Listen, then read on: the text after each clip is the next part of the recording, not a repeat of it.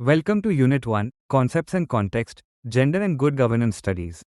This unit explores the shift from traditional patriarchal systems to modern political governance, defines governance and good governance, and analyzes the relationship between gender and governance through key feminist and political scholars.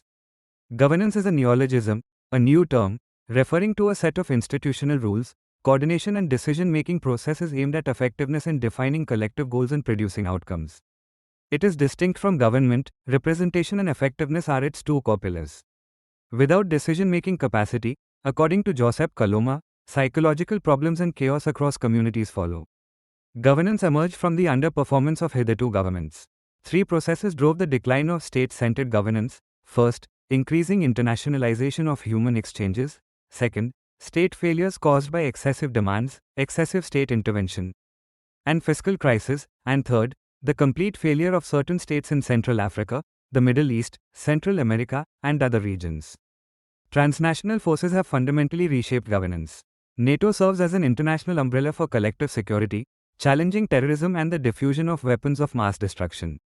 Trade blocs, the EU, Mercosur, ASEAN, NAFTA, WTO, now govern most countries. Decentralization follows resistance to cultural assimilation, giving rise to native, small political units. The Trilateral Commission report on governability in Western Europe, Japan, and the United States identified three problems leading to state overload: increasing demands from diverse social groups, increasing public expenditure, and the decomposition of political party systems, producing divided government, selfish politicians, and inhuman bureaucracy that worsened public systems. Good governance is as old as civilization. For Dwivedi, it is the sub-realm of governance, the mode through which decisions are made and implemented for the public good. Hoyden and Julius Scott see two views: governance concerned with rules of public affairs, or governance as steering and controlling public affairs. Both converge in good governance's core concern for citizens, interest groups, industry, legislators, and the judiciary. Good governance rests on six key values: democratic pluralism, cultural sensitivity, tolerance, equality, and universal participation; legitimacy and rule of law, free and fair elections, non-partisanship; transparency, open functions, ethical conduct, incorruptibility; accountability, institutions answerable to stakeholders; moral governance, public service ethics and strategic vision for human development; equity and consensus, ensuring fairness across all groups. Good governance faces major obstacles, especially in developing societies. Corruption is the primary evil. It destroys the ideas and practices of good governance. Bureaucratic problems hamper delivery. People struggle to raise grievances. Jurisdictional conflicts across governance sections block development programs. Resource deficits, financial, technical and administrative, impede social welfare laws. Powerful interest groups pressurize governance bodies.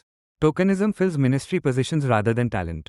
There are two standards of good governance globally, one for developing nations set by the World Bank and IMF, another for industrialized nations that mimics features of Western liberal democracy.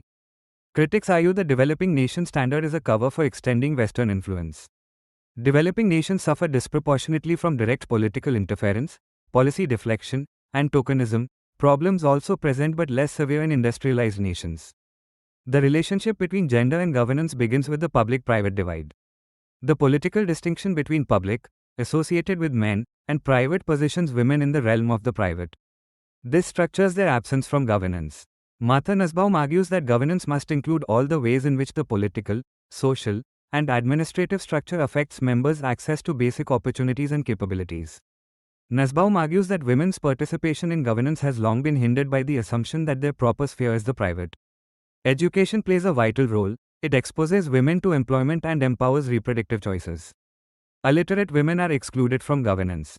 One hopeful sign in India's Panchayat experience is increased support for girls' education, improving chances of representing family and village interests. Women must also be incorporated into the legal system as lawyers, judges, and scholars. Nussbaum's capabilities approach requires both internal capability, being educated, confident, and healthy enough to enter the political sphere, and external capability, that laws and customs actually allow participation without unequal legal, financial, or physical obstacles.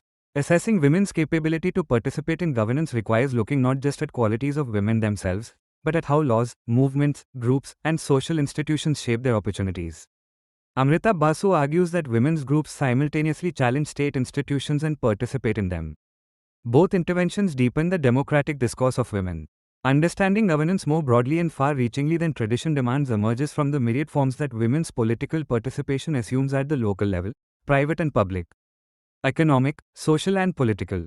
Local level participation is foundational to the governance and gender question. Yasmin Tambi demonstrates that elitist and bureaucratic approaches to governance marginalize vulnerable communities, challenging equality. Public dimensions of politics and governance directly impact women's lives. The state-women interface and women's political participation are core to governance and gender. Civil society plays a cardinal role in engendering spaces of governance, but governance and gender remain caught in societal and political complexities. Neeraja Gopal Jayal argues that contemporary governance must look at state, market, and civil society together.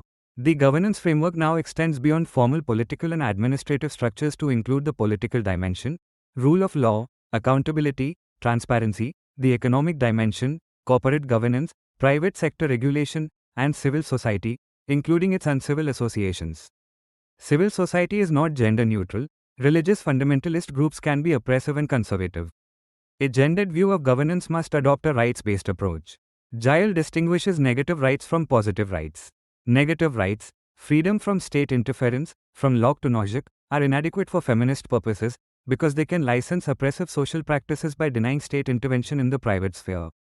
Positive rights provide not just a formal structure but enabling conditions that make rights fulfillment possible.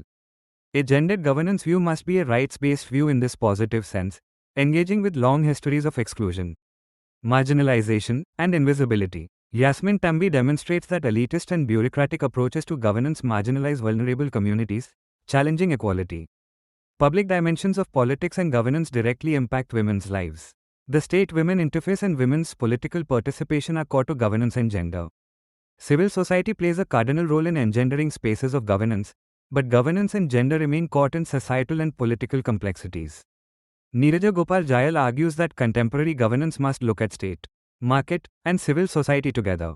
The governance framework now extends beyond formal political and administrative structures to include the political dimension, rule of law, accountability, transparency, the economic dimension, corporate governance, private sector regulation, and civil society, including its uncivil associations. Civil society is not gender neutral. Religious fundamentalist groups can be oppressive and conservative.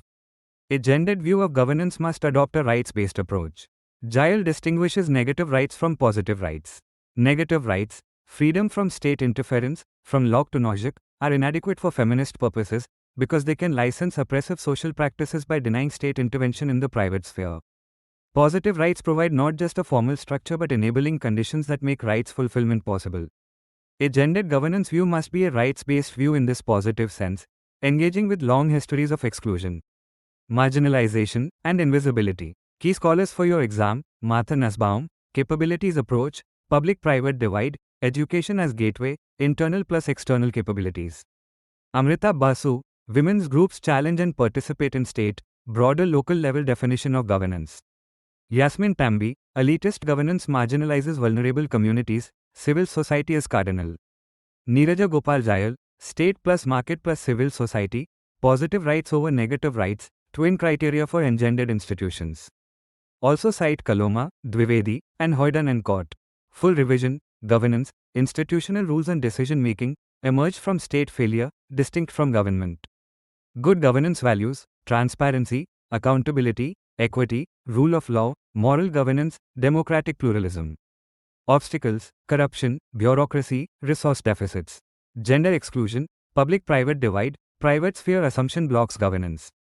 Education as the gateway. Capabilities approach, internal plus external capabilities. Laws and institutions must enable participation. Rights-based approach, positive rights over negative rights. Formal rights do not equal real exercise of rights. Engendering governance, substantive equality, twin criteria, participatory processes and gender equitable outcomes.